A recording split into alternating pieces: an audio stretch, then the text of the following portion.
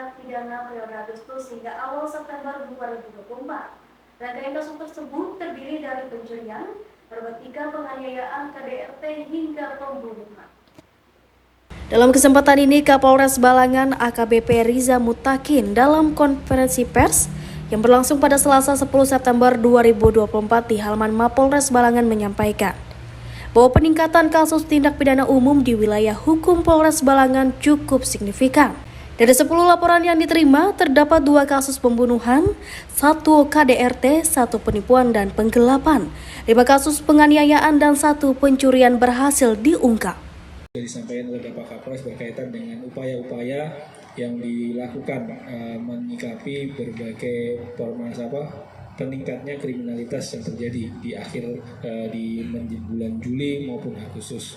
Di situ artinya tadi Bapak Kapolres sudah menyampaikan, kami menambahkan bahwa upaya yang dilakukan untuk Polres Balangan ini lebih spesifik untuk melakukan kegiatan rutin yang ditingkatkan. Jadi melakukan kegiatan yang sifatnya baik preemptif, ya, pelibatan dari jajaran intelijen bersama dengan Bisabdimas melakukan kegiatan preemptif, kemudian kegiatan preventif juga dilakukan oleh Samapta.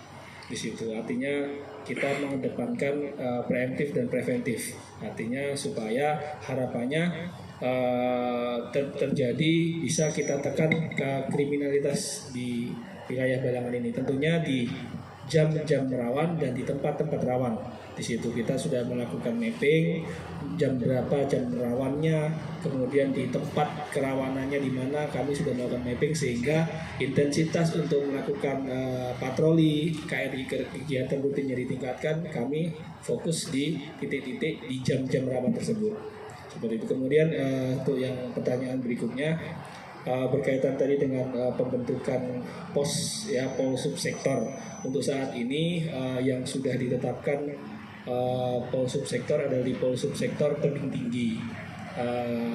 Kemarin sudah bulan Juli sudah dikukuhkan, ditetapkan, dan saat sekarang ini sudah operasional. Personilnya ada 7 orang dikomandani oleh Kapol Subsektor. Namun untuk saat ini tentunya Kapol Subsektor berada di bawah. AKBP Riza Mutakin mengaku pada awal September jumlah tindak pidana umum yang terjadi cukup tinggi.